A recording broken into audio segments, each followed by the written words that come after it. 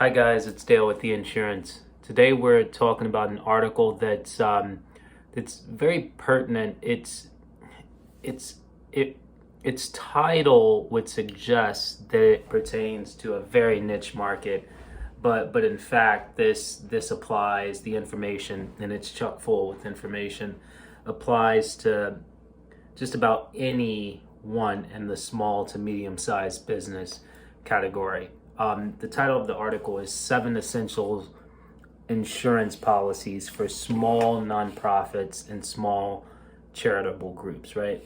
And, and we've pinpointed these groups because more often than not, it's these groups that are underinsured, right? For one reason or not. It may not be because of the financial constraints of operating the business. They may be flush with cash. They may just not know there are risks involved with their operations, even though they're doing a lot of quote unquote good, right? They're a charitable organization, but you still are, especially in our litigious society, targets, right, for litigation, right, and being taken to court. So, but once again, we focused on kind of small nonprofits and charitable organizations, but please, if you are a for-profit business or your company sells widgets,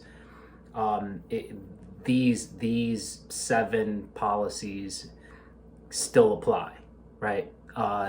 This information applies to just about every business. The first on the list, and it's one that everyone should have, is general liability. You should already know about this. Commercial GL handles slip and falls, bodily injury, property damage. If an employee or someone's property was damaged through the course of your work, then this would cover that. And then personal injury is kind of slander, libel, making disparaging remarks about someone else that's not true. They can take you to court. Commercial GL will cover that, right? Second one, not as commonly known, DNO, directors and officers coverage, and that's for kind of the executives or directors of your board if they're taken to court for kind of fraud or mismanagement of handling clients and things like that. This would cover them for not just their legal costs, but also if they're found liable and have to pay a customer a sum of money. It'll cover that as well. Another similar coverage is professional liability, right? If this is also called E&O, errors and omissions, right? If you do your job, you do your service, and you're found to have made an error, or maybe you didn't take something into account when completing that service, and you should have, you are open to be sued for that, right? And for instance, if a builder builds a foundation on, this is an extreme example, but you're a contractor, you build a foundation of straw, right? And you know that that's not the strongest foundation for a home. The home obviously isn't going to hold. The client in which you built that home for would say that, not only did you do faulty work, but you omitted a piece of knowledge that you should have known, and that's that the foundation should be stronger and built on concrete or something of that nature. So that's professional liability. Product liability, those are kind of the widgets or any other product that you sell. If a customer is injured from said product, this would cover that. The fifth one, commercial property.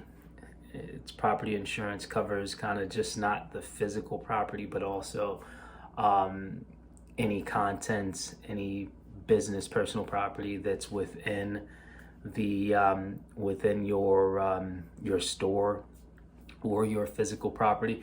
It also covers some of the property that's in your care, or even customers' property that's in your care. The sixth one is for, especially post-COVID.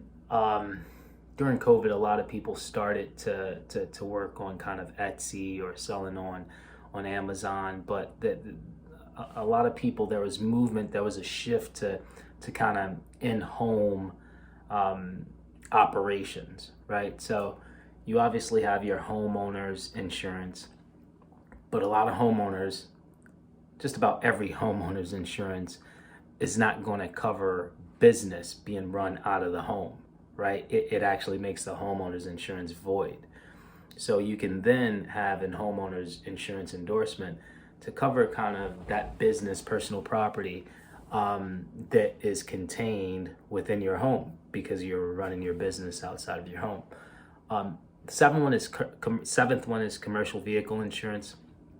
This is obviously just kind of your rudimentary vehicle insurance for any vehicles that are used solely for business purposes. One that's not included in these seven that's extraordinarily important. So actually, it should be 8, not 7. But the 8th one would be workers' comp. You've got to have it.